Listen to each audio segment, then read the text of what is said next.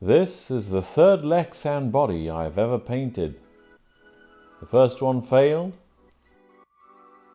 The second one was good. This one speaks for itself. And nothing changed, except what happened before the first coat of paint. That's why most RC paint jobs fail. I bought this UDR used and completely rebuilt it. Mechanically, it was renewed from the ground up. But when I put the old body back on, something felt off. It still looked like the truck that arrived here, even though underneath it, it wasn't. And that bothered me more than I expected. That's why this paint job exists. Not for looks, but because the build didn't feel finished. Most RC paint jobs don't fail because of paint. They fail because the process before the paint is wrong. I want to show you something because this is where most people go wrong. This was the first Lexan body I ever painted. I approached it like a hobbyist. I used products that seemed right. I had good tools, a fancy airbrush, and absolutely no discipline.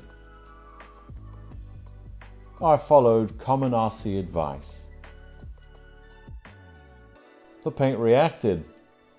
The result is not good.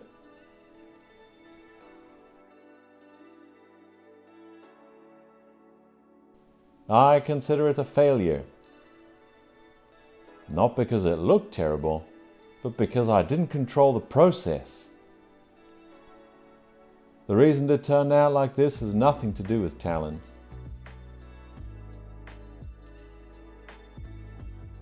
This was the second body. Same builder, same hands, almost no extra experience.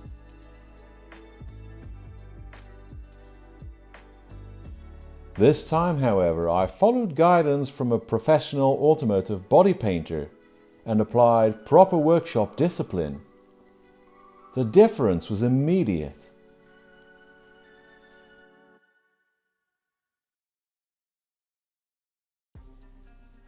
Most RC paint jobs don't fail because of bad paint. They fail because uncertainty is allowed into the process. Talent doesn't fix that. Better tools don't fix that.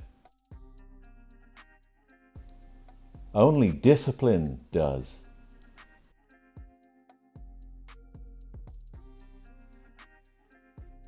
This part shows up in the final result.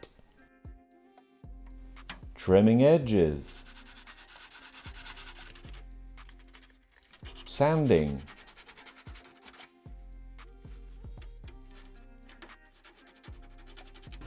cleaning,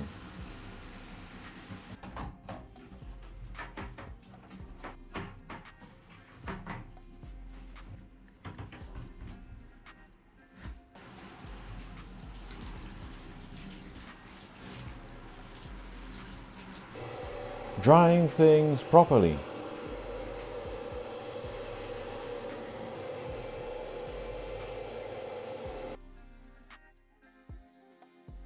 Then I pushed it further.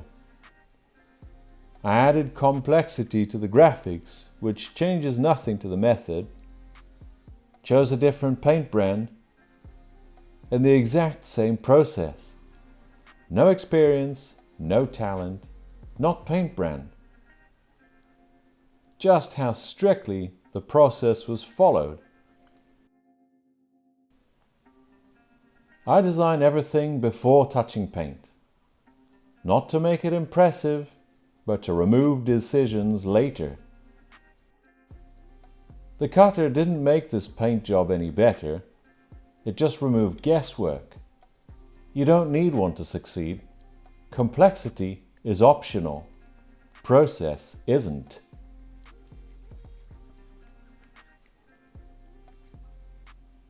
Once that was clear, the question wasn't what paint to use anymore. It was what order things need to happen in and why.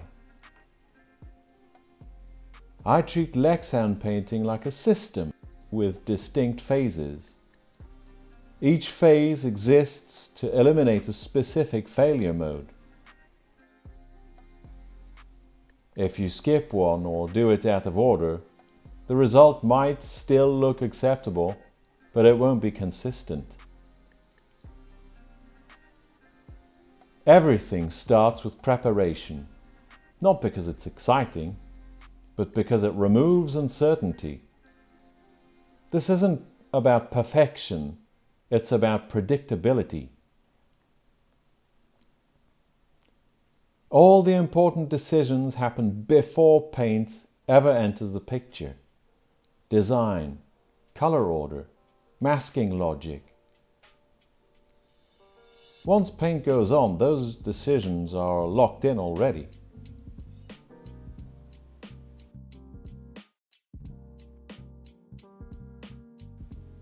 Masking isn't decoration, it's control.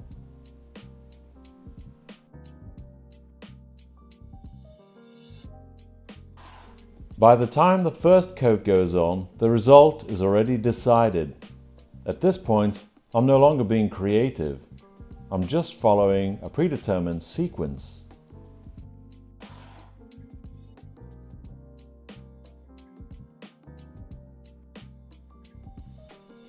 I'm making sure nothing can go wrong.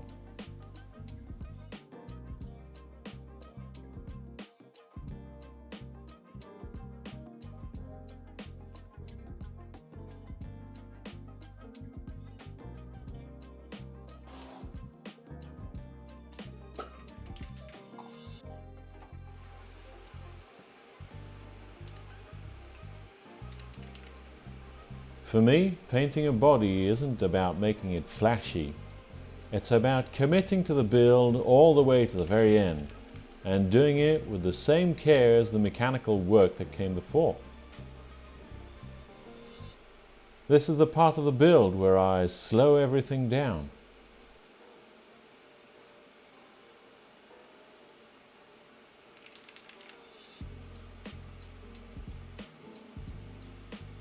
Not because it's difficult, but because it matters.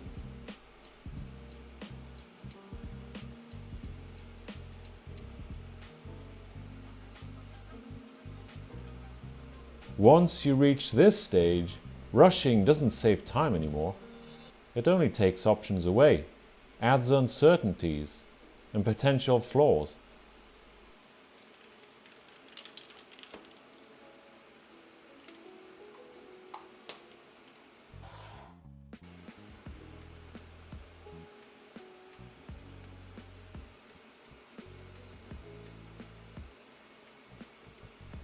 This isn't about making it flashy, it's about doing it justice. When you've invested this much time mechanically, the finish deserves the same level of respect. That's why this process is slow, and why the result feels different.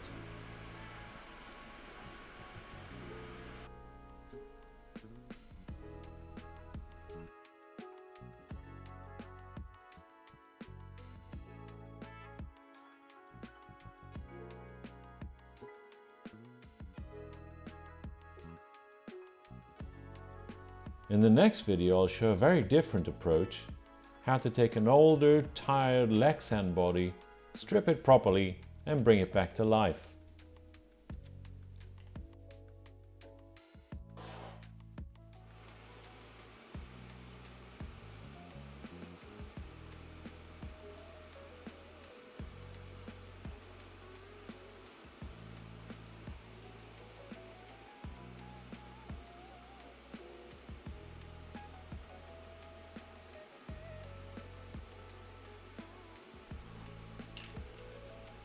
Once the body looks right again, The way you drive starts to matter a lot more than people think.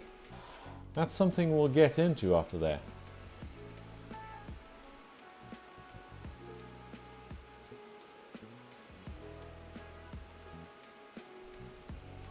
If you're new to the UDR or you're considering buying one used, I've put together a free checklist that helps you avoid expensive mistakes before you even get to this stage. It's linked below.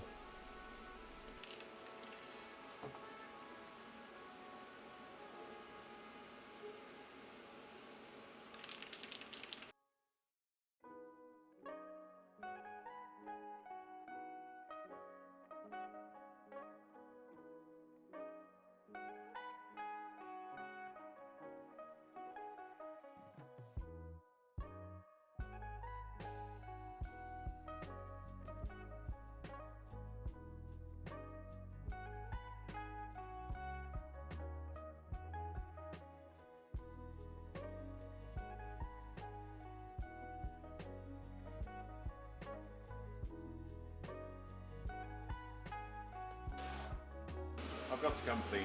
I've got to hit record and I've got no more paint, so I'll just pretend that I'm applying this one.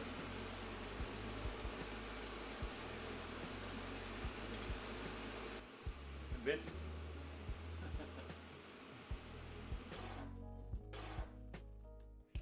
Okay, now we're going to the last set of coats in black. Painted black. There we go.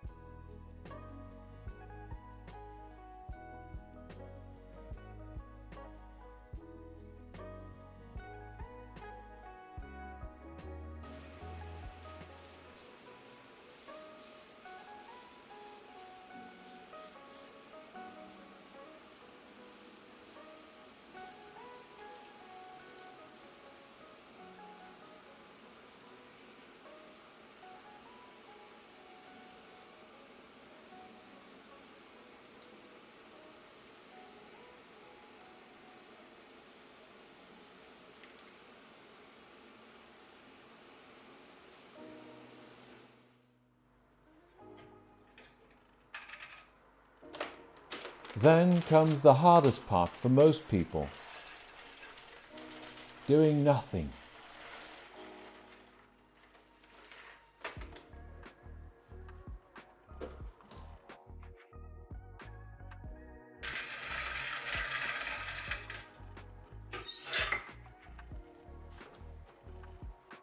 Paint needs time.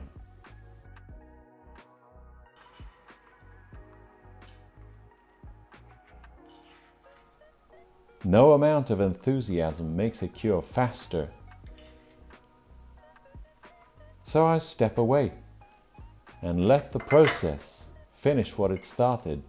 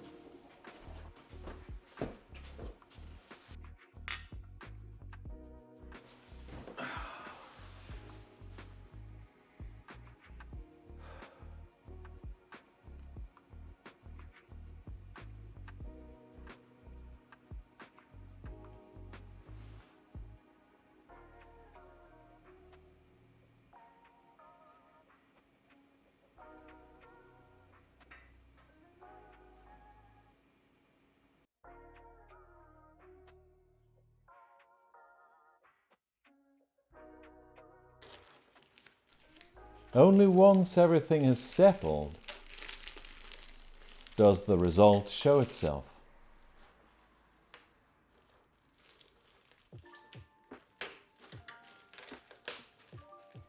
This time I use different paint, candy colors, more complex graphics. Same method, and that's the part that matters.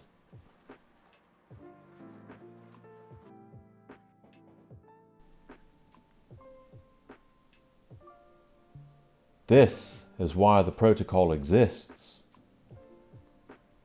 Not to make things impressive, but to make them repeatable.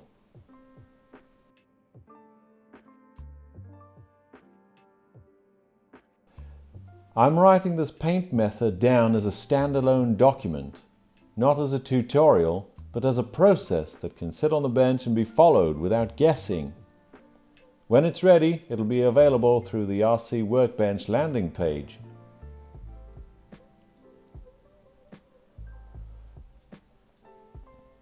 There are also parts of this work that don't make sense to compress into a YouTube edit.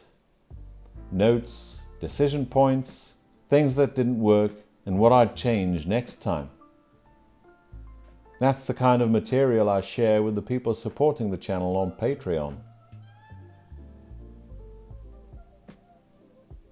Thank you for watching.